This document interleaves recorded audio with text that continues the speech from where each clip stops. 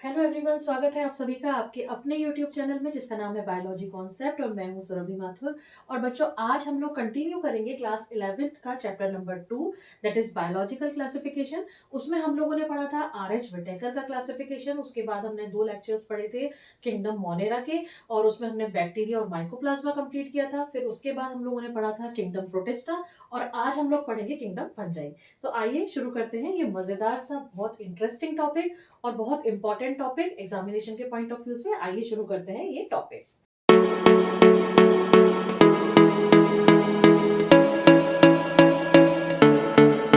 बच्चों, फंजाई की जैसे ही बात आती है तो सबसे पहला स्ट्राइकिंग फैक्टर आता है कि फंजाई दिखते कैसे हैं। हम सभी लोगों ने डायरेक्टली इनडायरेक्टली फंजाई को देखा है। कहाँ पे, याद दिलाती हूँ। आप लोगों ने देखा होगा कि आप सभी के घरों में जो अचार होता है, उस अचार के ऊपर क्या करती हैं दादी नानी या हमारी मम्मी, क्या करती है, ऑयल रखती है ना, सरसों का तेल उसके ऊपर रखती है। क्यों रखती है? कि अगर इस पर ऑयल नहीं होगा तो क्या ग्रो हो जाएगी, फंगस ग्रो हो जाएगी। वहीं आपने रेनी सीजन्स में ये देखा होगा कि रोड साइड्स पर या खेत में आपको कुकुरमुत्ते, जिसको कि हम बोलते हैं मशरूम बोलते हैं, वो आपने देखे होंगे। और आपको एग्जांपल देती हूँ, आपने जैसे कि मान लीजिए सरसों का पौधा है, अगर आपने सरसों का पौधा देखा है तो कई बार उस पर व्हाइट कलर के आपको पैचेस नजर आएंगे। वो एक्चुअल में है क्या, वो फंगल इन्फेक्शन है उस लीफ पर। और आपको एग्जांपल देती हूँ, कई बार जो छोटे बच्चे होते हैं वो अच्छे से शैम्पू वगैरह नहीं कर पाते, तो उनकी स्किन खास तौर पे हेयर्स में डैंड्रफ हो जाता है। और वो डैंड्रफ पे अगर ध्यान नहीं देते तो धीरे धीरे वो डैंड्रफ बढ़ता बढ़ता क्या हो जाता है, वो एक फंगल इन्फेक्शन का रूप ले लेता है, जिसको हम बहुत नॉर्मल लैंग्वेज में बोलते हैं कि वो दाद हो गया है। तो ये दाद हुआ, या जो मस्टर्ड प्लांट पे मैंने आपको एग्जांपल दिया जो व्हाइट कलर के स्पॉट्स नजर आ रहे हैं, या जो मशरूम, या फिर मैंने कहा कि जैसे अचार के ऊपर अगर हम ऑयल प्रॉपर नहीं डालते तो उसमें क्या ग्रो हो जाती है, फंगस ग्रो हो जाती है। तो डायरेक्टली इनडायरेक्टली हम सभी लोगों ने फंगस देखी है। अब मैं बताती हूँ कि हम लोगों ने फंगस खाई भी है। कैसे? हम लोग खाते हैं, कई बार हमारा मन होता है हम डोसा ऑर्डर करते हैं या डोसा बनाते हैं। तो एक्चुअल में तो जो डोसे में जो फर्मेंटेशन होता है बच्चों, वो किसकी वजह से होता है, वो होता है यीस्ट, उसमें डालना होता है।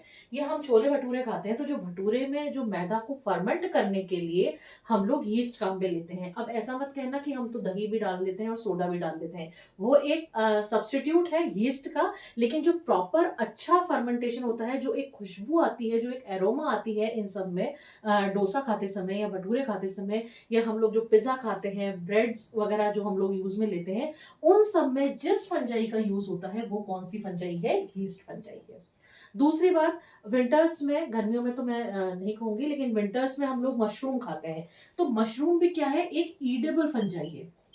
और आपको एग्जांपल देती हूँ, पेनिसिलिन, ये आपने एक मेडिसिन, एक एंटीबायोटिक का नाम सुना होगा।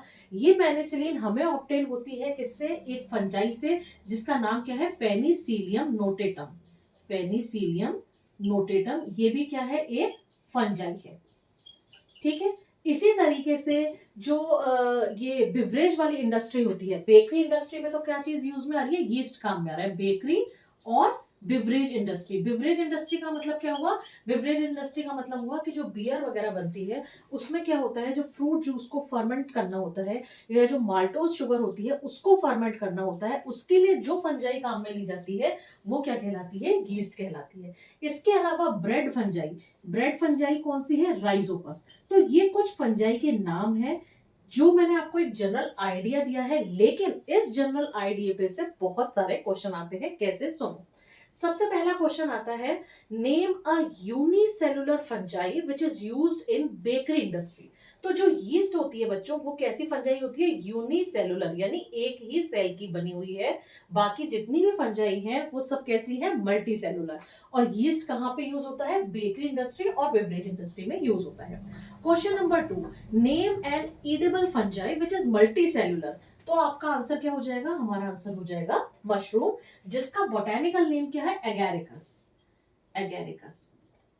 तीसरा question, penicillin is obtained from which fungi. हमारा आंसर क्या हो जाएगा, पेनिसिलियम नोटेटम।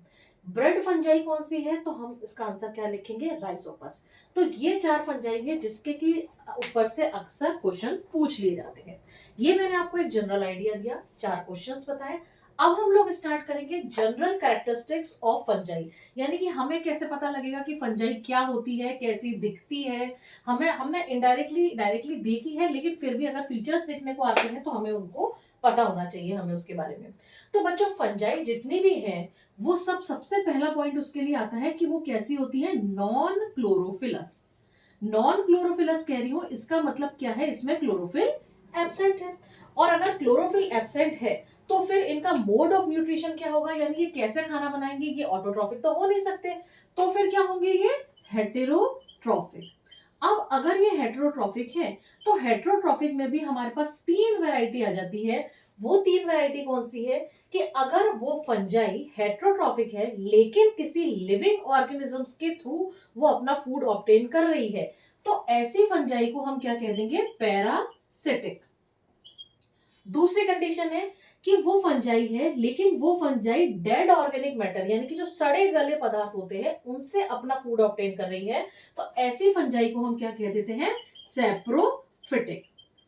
तीसरी तरह की फंजाई कौन सी होती है, जो किसी दूसरे के साथ एक डील कर ले। डील करने का मतलब क्या होता है, कि किसी एक लिविंग ऑर्गेनिजम्स के साथ वो ऐसा कोऑर्डिनेशन दोनों के बीच में बैठ जाए कि इसमें दोनों को फायदा हो। और वो फंजाई कौन सी कहलाती है, वो फंजाई कहलाती है सिम्बायोटिक। अब इसके एग्जांपल पे से फिर आपके लिए एक स्टार क्वेश्चन आता है कि कोई सिम्बायोटिक फंजाई का नाम एग्जांपल्स दीजिए। तो इसमें सबसे पहला जो नाम आता है वो बच्चों आता है लाइकेन्स का। लाइकेन्स हम लोग जूनियर क्लासेस में भी पढ़कर आते हैं। लाइकेन्स क्या होते हैं, एल्गी और फंजाई का एसोसिएशन। एल्गी और फंजाई का एसोसिएशन। उसमें एल्गी तो क्या करती है, एल्गी के पास क्या है, क्लोरोफिल है, तो एल्गी तो क्या करेगी, खाना बना देगी। फंजाई क्या करेगा, फंजाई वाटर और मिनरल एब्जॉर्प्शन का काम करेगा, प्लस प्रोटेक्शन करेगा किसका, एल्गी का। तो ये हुआ एग्जांपल लाइकेन का। वही फंजाई एल्गी के अलावा कुछ हायर प्लांट्स की रूट्स के साथ भी एसोसिएट करती है। तो हम क्या लिख देंगे, फंजाई प्लस एसोसिएशन किसका, रूट्स ऑफ हायर प्लांट। अब हायर प्लांट को क्या, हायर प्लांट तो भाई ऐसा है कि हायर प्लांट को चाहिए कुछ मिनरल्स, और कौन सा मिनरल, फास्फोरस। तो वो फास्फोरस एब्जॉर्प्शन का काम कौन करता है, वो फास्फोरस एब्जॉर्प्शन का काम करेगी फंजाई। बदले में फंजाई को क्या मिला, फंजाई को मिल गया शेल्टर प्लस फूड। तो इस तरह के एसोसिएशन पे से फिर एक क्वेश्चन पूछा जाता है कि इस तरह का एसोसिएशन जो फंजाई और हायर प्लांट्स के रूट्स में होता है उसको क्या कहते हैं, तो हमारा आंसर क्या हो जाएगा, माइकोराइजा। समझ में आ गई बात यहां तक। अब तीसरी जो हम बात करेंगे वो हम बात करेंगे कि फंजाई की अपीयरेंस को लेकर। अब बच्चों देखो, फंजाई जो है वो यूनिसेलुलर भी होती है और मल्टी सेलुलर भी। यूनिसेलुलर में मैंने आपको एग्जांपल दिया यीस्ट, इसके अलावा जितनी भी फंजाई हैं वो सब कैसी हैं, मल्टी सेलुलर। अब दिखती कैसी है, तो समझो कैसी दिखती हैं। फंजाई का स्ट्रक्चर कुछ इस तरह का होता है, ये देखिए, ये इस तरह का थैलस होता है, और इसमें अच्छा सा क्या होता है, साइटोप्लाज्म होता है और न्यूक्लियस होते हैं, ठीक है। तो ये जो मैंने बनाई इस तरह का स्ट्रक्चर, इस स्ट्रक्चर को हम नाम क्या देते हैं, हाइफी या हाइफा, ठीक है। क्या बोला मैंने, जो फंजाई होती है यीस्ट को छोड़ के सभी मल्टी सेलुलर होती है, और इसका स्ट्रक्चर किस तरह का होता है, फिलामेंटस। और इस फिलामेंटस स्ट्रक्चर को हम क्या कहते हैं, हाइफी कहते हैं।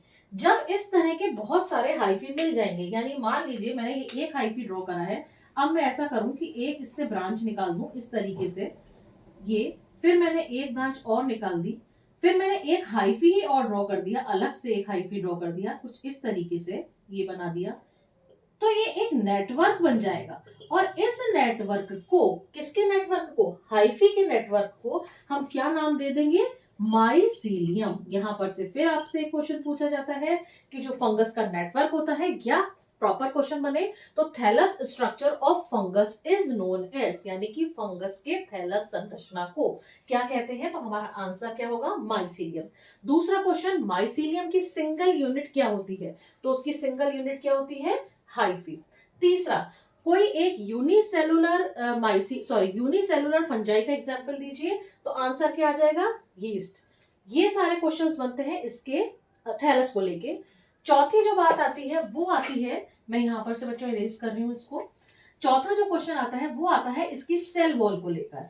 अब फंजाई जो है उसमें सेल वॉल किसकी बनी होती है, तो यहां पर आपको याद रखना है कि फंजाई की सेल वॉल बनी होती है किसकी, काइटिन की और साथ में बनी होती है पॉलीसैकेराइड की। यहां तक बात समझ में आ गई, कोई दिक्कत नहीं है यहां तक।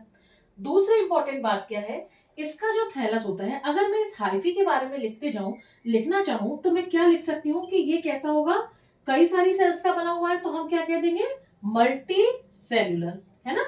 दूसरी बात, इसमें बहुत सारे न्यूक्लियस प्रेजेंट है, तो उस कंडीशन को हम क्या कहते हैं, सिनोसिटिक। समझ में आ गई बात। सेल वॉल मैंने आपको बताई दिया कि काइटिन और पॉलीसेकेराइड की बनी होती है, और साथ में क्या प्रेजेंट होता है, साइटोप्लाज्म प्रेजेंट होता है। क्लियर। अब क्या होगा बेटा, ये हमने इसके बात कर ली थैलस की, अब हम बात करेंगे इसके नेक्स्ट पॉइंट की, और वो होता है क्या, रिप्रोडक्शन। बच्चों फंजाई में जो रिप्रोडक्शन होता है वो तीन तरह का होता है। कौन कौन सा, एक होता है वेजिटेटिव रिप्रोडक्शन, दूसरा होता है एसेक्सुअल रिप्रोडक्शन, और तीसरा होता है सेक्सुअल रिप्रोडक्शन। तीन तरह का रिप्रोडक्शन आपको देखने को मिलेगा। ये भी किस किस तरीके से होते हैं अभी बताती हूँ, लेकिन जस्ट मैं एक बार 2 मिनट में आपको सारा का सारा रिवाइज करवा देती हूँ, एरियस करने से पहले कि हमने इसके क्या क्या फीचर्स पढ़े। सबसे पहली बात, फंजाई कैसी हुई, नॉन क्लोरोफिलस हुई। नॉन क्लोरोफिलस हुई, इसका मतलब मोड ऑफ न्यूट्रिशन क्या होगा, हेटेरोट्रॉफिक होगा। तीसरी बात, अगर हेटेरोट्रॉफिक है तो तीन मोड्स दिखेंगे, कौन कौन से, पैरासिटिक, सैप्रोफिटिक और सिम्बायोटिक। चौथी बात, इसकी जो थैलस स्ट्रक्चर होता है वो क्या कहलाता है, थैलस क्या कहलाता है, माइसीलियम। चौथी बात, माइसीलियम की सिंगल यूनिट क्या कहलाती है, हाइफी। पांचवी बात, इसमें जो सेल वॉल बनी होती है वो किसकी होती है, काइटिन की और पॉलीसेकेराइड की। पांचवी बात, हाँ, कि इसमें जैसे ये जो मैंने एक सेल बनाई, एक बात समझिए, जैसे मैंने एक सेल बनाई, फिर ये मैंने दूसरी सेल बनाई, ये मैंने तीसरी सेल बनाई, तो ये जो बेटा स्ट्रक्चर है ना, ये स्ट्रक्चर जो है इसको हम क्या कह रहे हैं, सेप्टा। तो मैक्सिमम जो फंजाई होती है, खास तौर पे अगर आप एस्कोमाइसिटीज की बात करेंगे तो वहां पर, और बेसिडियोमाइसिटीज की बात करेंगे तो वहां पर सेप्टा प्रेजेंट होता है। लेकिन फाइकोमाइसिटीज के जो मेंबर होते हैं, जिसमें हम राइजोपस और एल्बुको को इंक्लूड करते हैं, वहां पर सेप्टा एब्सेंट होता है। तो एक आप पॉइंट लिख सकते हैं कि जो हाइफी होगा वो कैसा होगा, मैं यहाँ पे इसको 8th पॉइंट कर देती हूँ, और यहाँ पे मैं 7th पॉइंट लिख रही हूँ कि जो माइसीलियम है वो सेप्टेड या एसेप्टेड, सेप्टेड और एसेप्टेड होगा। क्लियर हो गई बात। उसके बाद हमने बात करी रिप्रोडक्शन, वो रिप्रोडक्शन तीन तरह का होगा, वेजिटेटिव, एसेक्सुअल और सेक्सुअल। अब हम डिस्कस करेंगे कि ये वेजिटेटिव रिप्रोडक्शन कौन कौन सी तरीके से हो सकता है। तो आइए फटाफट से समझ लेते हैं कि वेजिटेटिव रिप्रोडक्शन किस तरीके से हो सकता है। बच्चों वेजिटेटिव रिप्रोडक्शन जो होता है वो होता है इसमें तीन तरीके से। कौन कौन से हैं वो तीन तरीके। पहला तरीका है फ्रेगमेंटेशन। फ्रेगमेंटेशन का मतलब क्या होता है, फ्रेगमेंटेशन का मतलब ये होता है कि मैंने बनाया एक ये हाइफी, और उस हाइफी से कोई ब्रांच भी निकल रही है, ठीक है, और इसमें खूब सारा क्या है, प्रोटोप्लाज्म प्रेजेंट है, ठीक है, और न्यूक्लियस प्रेजेंट है। अब अगर इस पूरे हाइफी का कोई सा भी पार्ट, सपोज ये वाला पार्ट सेपरेट हो गया, और ये सेपरेट होके डिवाइड होके एक नया थैलस बना दे, ये वाला पार्ट, इतना पार्ट है ना, ये सेपरेट होके नया पूरा का पूरा नया थैलस बना दे, तो इस प्रोसेस को हम क्या कहते हैं, फ्रेगमेंटेशन। ये हमेशा मल्टी सेलुलर फंजाई में देखने को मिलेगी। समझ में आ गई बात। फ्रेगमेंटेशन सिंपल सी बात है, कोई भी थैलस है वो उसका टुकड़ों में टूटना, उसका फ्रेगमेंट्स में टूटना, वो कहलाएगा फ्रेगमेंटेशन। और वो जो टूटा हुआ पार्ट है वो डिवाइड रिडिवाइड करके पूरा का पूरा नया थैलस बना दे, तो उसको हम कहते हैं फ्रेगमेंटेशन। दूसरा जो मेथड आता है बच्चों वो आता है फिशन। फिशन जो होता है बच्चों वो हमेशा यूनिसेलुलर फंजाई में आपको देखने को मिलेगा।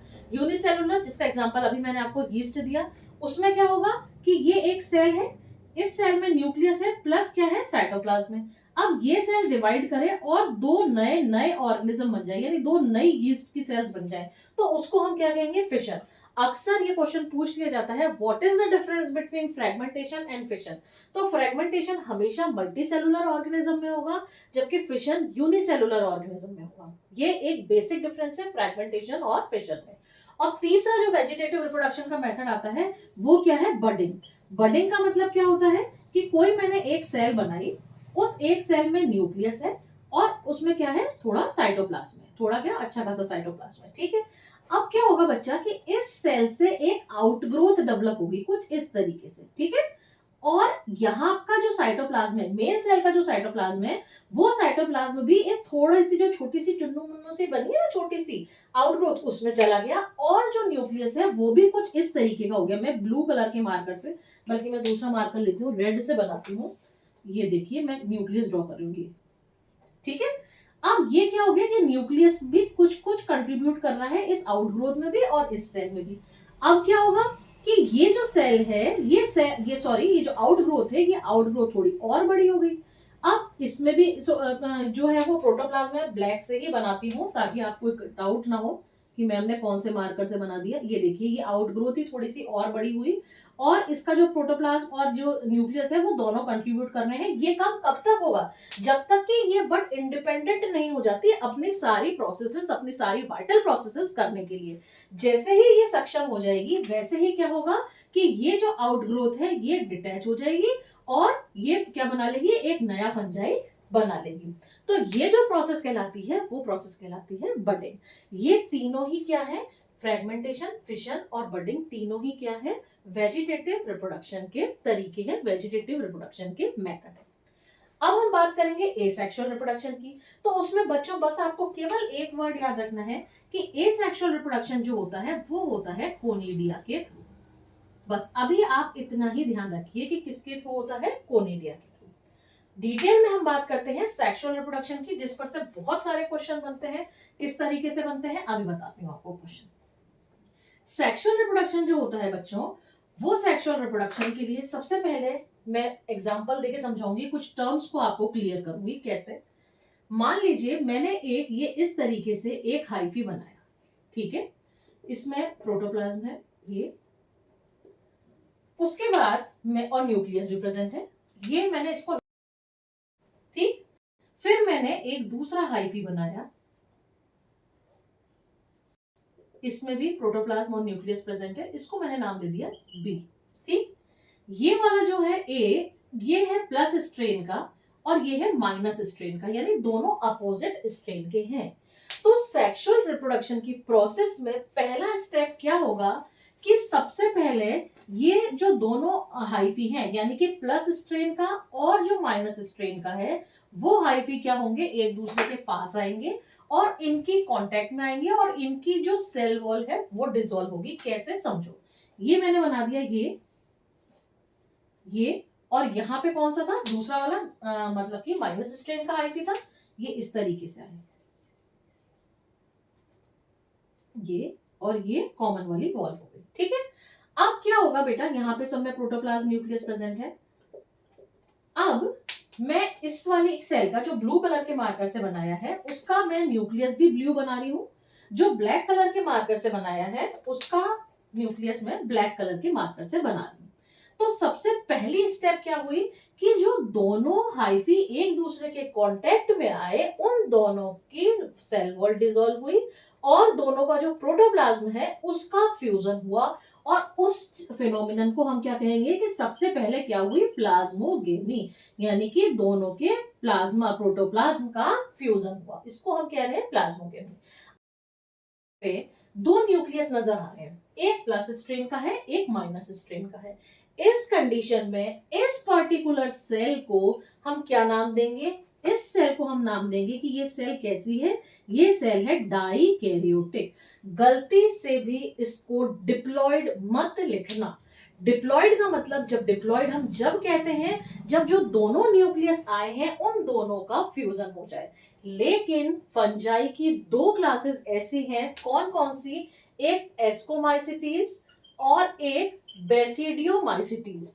बेसिडियोमाइसिटीज, ये दो क्लासेस ऐसी हैं जिसमें कि जब दो हाइफी एक दूसरे के पास आते हैं अलग अलग स्ट्रेन के, तो कुछ टाइम के लिए क्या होता है? दोनों का केवल प्रोटोप्लाज्म का फ्यूजन होता है, न्यूक्लियस का फ्यूजन नहीं होता। और उस स्टेज में उस सेल को हम कहते हैं कि ये कैसी है? डाइकैरियोटिक है। और स्टेज कौन सी है? फेज कौन सी है? तो उसको हम नाम देते हैं, ये डाइकैरियन फेज है।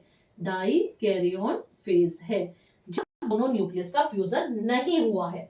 प्लॉइडी कैसी है? तो प्लॉइडी N+N है। लेकिन जब इन दोनों न्यूक्लियस का फ्यूजन हो जाएगा, यानी कि यहाँ पे ये मैं वापस से बना रही हूं, और ये सेल, ये कॉमन वाली सेल, ये इस तरीके से हो गया। दूसरे कलर के मार्कर से बना देती हूँ, ब्लैक वाले से। ये तो कॉमन वाली सेल होगी बच्चों। ये तो यहाँ पे जब फ्यूजन हो गया और ये सिचुएशन आ गई, तब हम कह देंगे कि ये 2n है और तब हम इसको डिप्लॉयड कह देंगे। तो जो सेक्सुअल रिप्रोडक्शन है, उस सेक्सुअल रिप्रोडक्शन की दो जो वर्ड्स हैं, वो वर्ड्स इंपॉर्टेंट क्या है? एक तो है प्लाज्मोगेमी, जब प्लाज्म दोनों के प्रोटोप्लाज्म का फ्यूजन हुआ, और दूसरा टर्म है क्या? कैरियोगेमी, यानी कि जब दोनों के न्यूक्लियस का फ्यूजन हुआ। ये दो इंपॉर्टेंट टर्म है, डाइकैरियन यानी कि n+n स्टेज और डिप्लॉयड यानी कि 2n स्टेज। दोनों अलग अलग बात है। डाइकैरियन में क्या होगा कि आप डिफरेंशिएट कर सकते हैं कि एक न्यूक्लियस प्लस स्ट्रेन का है, एक न्यूक्लियस माइनस स्ट्रेन का है, जबकि डिप्लॉयड में ये ऐसा नहीं होता कि प्लस और माइनस है, वहां मिक्सिंग हो चुकी है, जिसको हम क्या नाम दे रहे हैं? कैरियोगेमी नाम दे रहे हैं। समझ में आ गई बात? अब ये जो सेक्सुअल रिप्रोडक्शन होता है, वो सेक्सुअल रिप्रोडक्शन होता है किसके थ्रू? इस इरेज कर रही हूं बच्चों, स्पोर्स के थ्रू। अब अगर एस्कोमाइसिटीज का मेंबर है तो उस स्पोर को हम कह देंगे एस्कोस्पोर। अगर वो बेसिडियोमाइसिटीज का मेंबर है तो हम उसको कह देंगे बेसिडियोस्पोर। अब अगर वहां पर जो सेक्सुअल रिप्रोडक्शन है वो दो ऐसे हाइफी के बीच में, दो ऐसे गैमेट्स के बीच में हो रहा है जो हर तरीके से सेम है, तो हम कह देंगे कि वो रिप्रोडक्शन कैसा है? आइसोगैमस। आइसोगैमस कब कहेंगे? आइसोगैमस तीन टर्म होती है बेटा, आइसोगैमस, एनाइसोगैमस और ऊओगैमस। ये तीन टर्मिनोलॉजी यूज में लिए जाती है। कब? जब हम सेक्सुअल रिप्रोडक्शन की बात करते हैं। आइसोगैमस, आइसो, आइसो का मतलब सेम, गेमस, गेमस का मतलब गैमेट, यानी कि जब दो गैमेट्स हैं वो एक से हो मॉर्फोलॉजिकली, फिजियोलॉजिकली, तो हम उसको कह देते हैं आइसोगैमस। अगर वो मॉर्फोलॉजिकली या फिजियोलॉजिकली, मॉर्फोलॉजिकली कह रही हूँ मतलब कि दिखने में दोनों का से अलग अलग साइज है, तो क्या कह देंगे? एनाइसोगैमस। अब ये हो सकता है कि दोनों का साइज तो सेम है, दिखने में तो एक से है, लेकिन एक प्लस स्ट्रेन का है, एक माइनस स्ट्रेन का है, तो भी हम क्या कह देंगे? एनाइसोगैमस। और ओगैमस का मतलब क्या होता है कि जो दो गैमेट हैं उनमें एक गैमेट तो मोटाइल है और जो दूसरा गैमेट है जिसको कि हम फीमेल गैमेट कहते हैं, वो कैसा है? नॉन मोटाइल है और उसका साइज बड़ा है, तो हम इसको क्या कह देंगे? ओगैमस टाइप का रिप्रोडक्शन। समझ में आ गई बात? आइसो में मॉर्फोलॉजिकली, फिजियोलॉजिकली गैमेट सेम होते हैं। एनाइसो में या तो मॉर्फोलॉजिकली डिफरेंट होंगे या फिजियोलॉजिकली डिफरेंट होंगे। ओगैमस में एक मेल गैमेट होगा, एक फीमेल गैमेट होगा। मेल गैमेट जो होगा साइज छोटा होगा, फीमेल गैमेट होगा साइज बड़ा होगा, उसको हम एग कहेंगे। समझ में आ गई बात? और वो नॉन मोटाइल होगा, फीमेल गैमेट। क्लियर? ये हम लोगों ने पढ़ा फंजाई का इंट्रोडक्शन, उसके एग्जांपल्स और उसमें जो उसके बेसिक कैरेक्टरिस्टिक। अगर आपको कहीं पर भी कोई डाउट आया हो कोई चीज, तो आप मुझे बता दीजिएगा, आप मुझे कमेंट करेंगे तो मुझे बहुत अच्छा लगेगा। होपफुली आप पूरा लेसन या पूरा किंगडम फंजाई, लेसन तो नहीं, अभी हमारा प्लांटी और एनिमिलिया बच रहा है, नया वीडियो लेक्चर इसी का बनेगा। अगर आपको कहीं डाउट आए तो प्लीज आप मुझे कमेंट करिएगा। अगर आपको वीडियो पसंद आया हो तो प्लीज इसको लाइक करिएगा, शेयर करिएगा और चैनल को सब्सक्राइब करिएगा, और हाँ, बेल आइकन को प्रेस करना मत भूलिएगा। Thank you very much.